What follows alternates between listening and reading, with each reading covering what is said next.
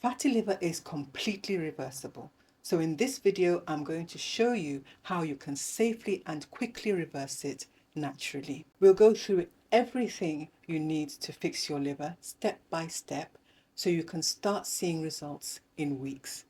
And don't worry, I'll make everything really simple and easy to understand.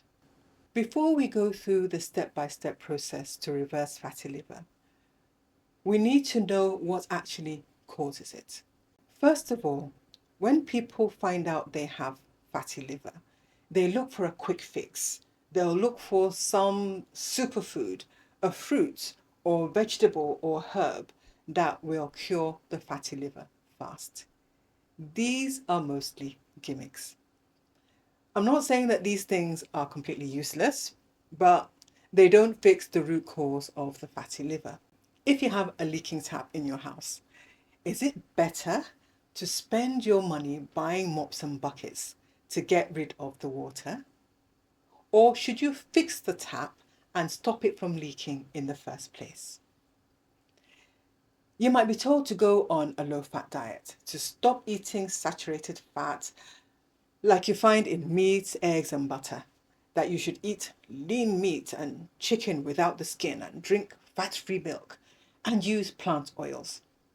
Eating healthy, natural fat doesn't give you fatty liver.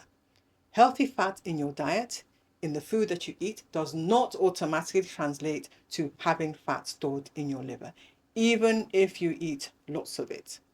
There are a couple of things that you need to understand when you're talking about fatty liver, and I'm going to break it down for you step by step.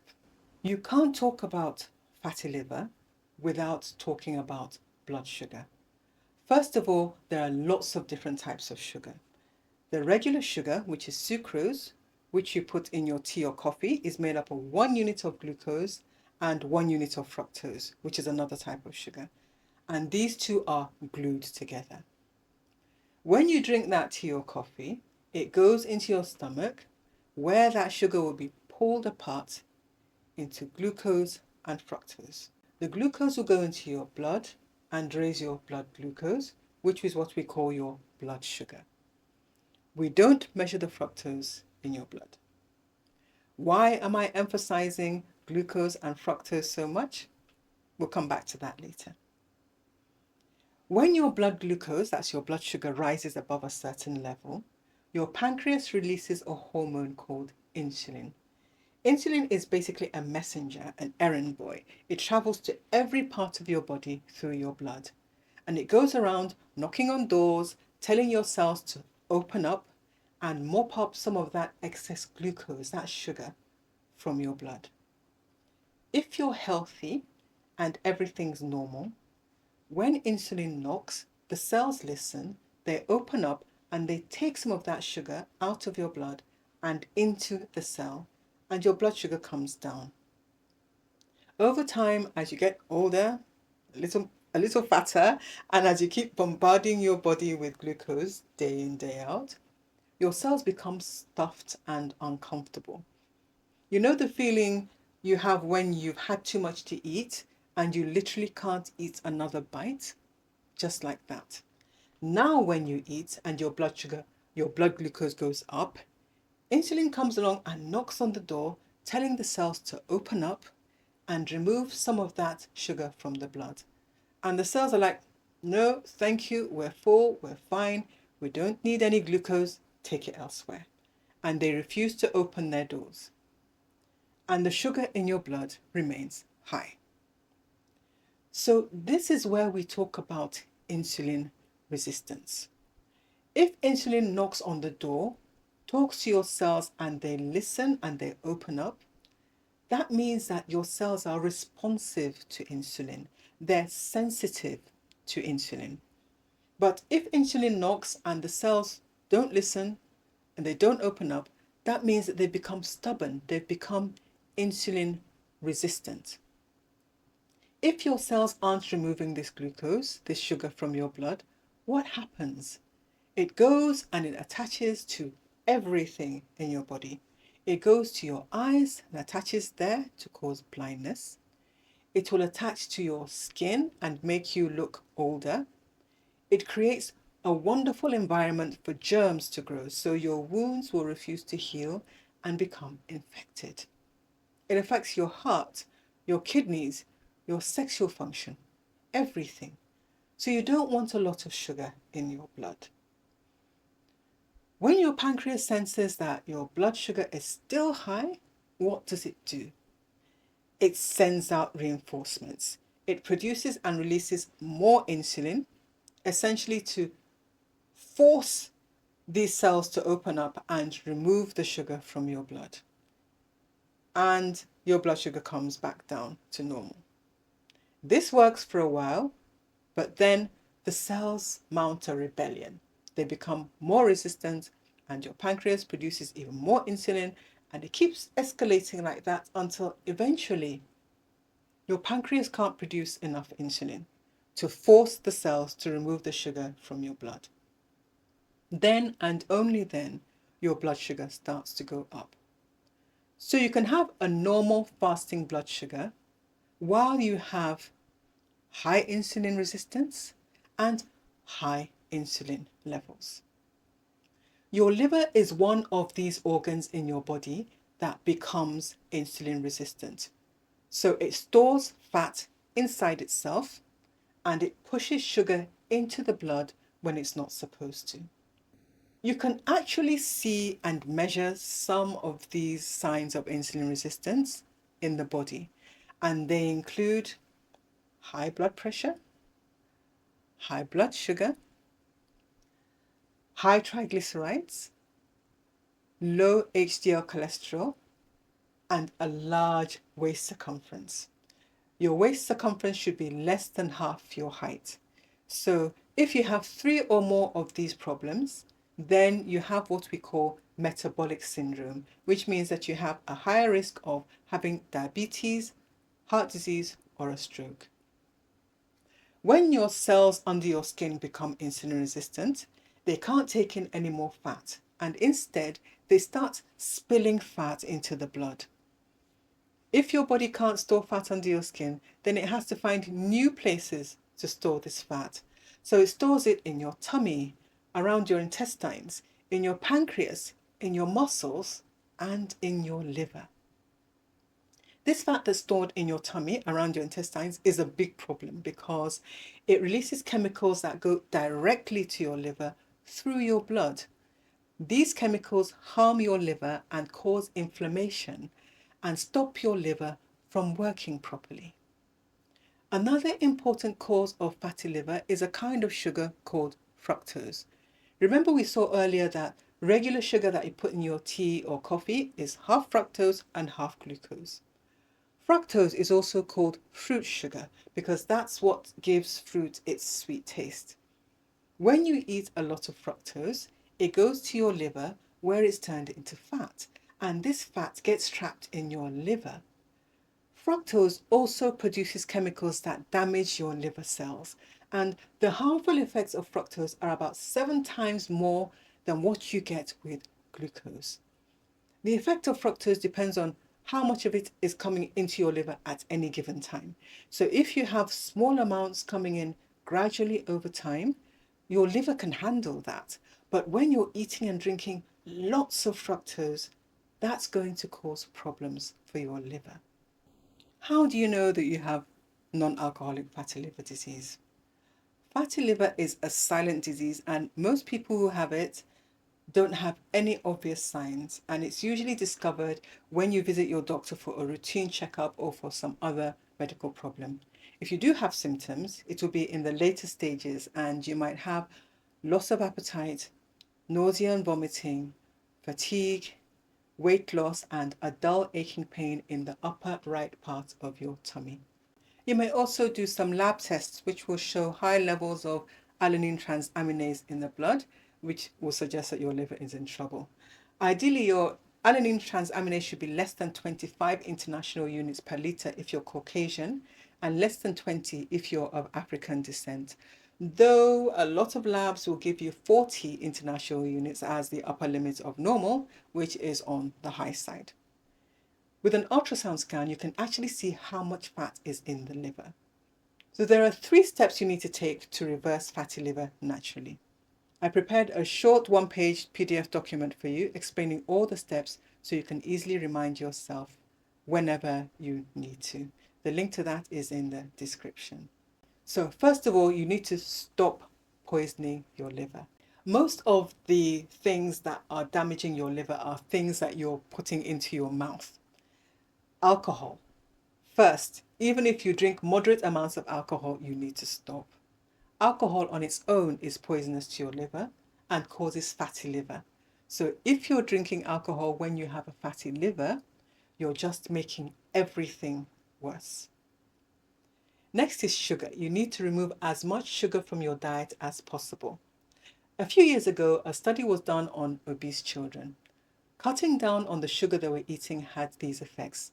Fasting blood sugar went down, blood pressure went down, triglycerides went down, their tummy fat went down, and they lost 1/5 of their liver fat. And how long did this take? Just 10 days. They didn't eat less food. They weren't even eating home-cooked meals. They didn't start lifting weights or going for long walks or getting more sleep. The only change in their lifestyle was that they were eating less sugar. And they made sure that these children didn't lose any weight. So what does that mean for you? That means that if you remove all the sugar from your diet, you can start seeing a reduction in your liver fat in days, even if you don't lose any weight. As human beings, when we need to make changes, we look for 101 reasons why we can't. I want you to believe that you can start today to help yourself and make changes no matter how small. But the most important thing is just to start. And then you might say, I don't use any sugar in my tea or coffee. Well, if you eat food in boxes and cartons, food that's not natural, you might be surprised and horrified at just how much sugar you're eating. These big food companies are not interested in your health. They only care about their profits, the bottom line. So they can be very sneaky when it comes to putting sugar in food because it makes these foods more addictive. And I'm not just talking about the obvious culprits like cookies and cakes and ice cream and energy drinks. No, here are some foods to look out for that may contain hidden sugars. Bread, breakfast cereals, including granola, fruit yogurt, nut butters like peanut butter, sauces and dips like ketchup and barbecue sauce, salad dressings, flavored oatmeal, jerky, apple sauce, tomato sauces for pasta. These are just a few examples. And then you need to watch out for these foods that are marketed as no added sugar because sugar has many names. If you see any of these on the list of ingredients of any food that you're buying, that's sugar. Treacle, carob syrup, molasses, muscovado, rice syrup, barley malt, corn syrup solids, evaporated cane juice, corn sweetener, fruit juice extract. You also need to watch out for natural sugar alternatives. These would include agave syrup, maple syrup, molasses, yacon syrup, coconut sugar, date sugar, and of course, honey. Most of these are very high in fructose, which you don't want. The next thing that might be poisoning your liver is the medicine that you're taking. The drugs that cause liver damage most often are some of the painkillers that you buy over the counter, especially acetaminophen, that's paracetamol, which is sold as Tylenol or Panadol. Others include aspirin, ibuprofen, like Motrin, naproxen, sold as Aleve, and other medicines that are more likely to cause damage to your liver include statins, antibiotics like erythromycin, arthritis drugs like methotrexate, and azathioprine. Antifungal drugs like ketoconazole, steroids, medicines for gout like allopurinol. So let's talk about herbs. How could something natural be bad for your liver? In fact, there are some common herbs that can cause liver disease. Watch out for supplements that contain aloe vera, black cohosh, cascara, comfrey, ephedra, kava, green tea extract, and ginseng. Let's talk about fruit. To reverse fatty liver, you may need to cut out fruit altogether because of that fructose, that fruit sugar, especially if you're not seeing any progress. Even if you do eat fruit, stick to the ones that have less sugar. So you'd avoid very sweet, mostly tropical fruits like mangoes, bananas, pineapples. Avoid grapes as well. The next thing you need to do is to eat your food in its whole form. Don't drink fruit juice. When you're drinking juice, you've taken all the fiber out of that food, and what you're getting is just the sugar. Related to that, don't drink your food as smoothies. There are two main groups of fiber. You have the insoluble fiber, which is the stringy stuff that you get from leaves and celery stalks. And then you have the soluble fiber, which attracts water and swells up. The insoluble fiber forms a kind of net, and the soluble fiber forms a gel that plugs the holes in that net. And together they trap glucose and fructose and other things that would pass from your intestines into your bloodstream and go to your liver. When you blend and break up the insoluble fiber, then it can't work the way that it's supposed to. You have trillions of bacteria in your lower intestine, and one of the things that these bacteria do is that they produce short-chain fatty acids when they digest the fiber in your diet. These short-chain fatty acids help to maintain the tight junctions. That's the glue that holds the cells of your intestinal lining together. When the tight junctions are intact, then you don't get large molecules, things that aren't supposed to pass through the intestinal wall, going from your gut into your blood and from there to your liver. The short-chain fatty acids themselves are anti-inflammatory. They also help to bring down blood sugar and they help to lower cholesterol. Back to the bacteria in your gut. The intestinal lining has a layer of mucus called the mucin layer, which is yet another barrier that helps to prevent things from going from your gut into your blood. When you don't feed your bacteria with fiber, they eat and digest this mucin layer, which is removing yet another barrier that stops inflammatory substances from going into your blood and from there to your liver. So not only do you need to feed the bacteria in your gut, you also need to avoid killing them off with unnecessary and frequent use of antibiotics because, unfortunately, the antibiotics kill both the good bacteria and the bad bacteria. Another strategy that you can use to reverse fatty liver is to change the timing of your food. And one of my favorite ways to do this is with intermittent fasting. Intermittent fasting can help to lower your blood sugar, lower your blood pressure, help you lose weight, and also help you to reverse fatty liver. I have a whole series of videos about intermittent fasting, and I'll link to those in the description. Now, the next thing you need to do is to give your liver what it needs to repair itself and to protect itself so it can go back to working the way it should. So the first thing we're going to do is to look at some antioxidants. One very important antioxidant in your liver is glutathione, which is the master antioxidant. And taking glutathione as a supplement may or may not be useful, but you can also eat the foods that will help your liver to produce glutathione by itself. Methionine is an essential amino acid that you need to produce glutathione in the liver. And if you eat enough complete protein, then you will get enough glutathione. Protein from animal sources is complete protein. So that would include meat, fish, poultry, eggs, dairy products, and milk. There are a few plants that contain complete protein. These include soybeans, buckwheat, and quinoa.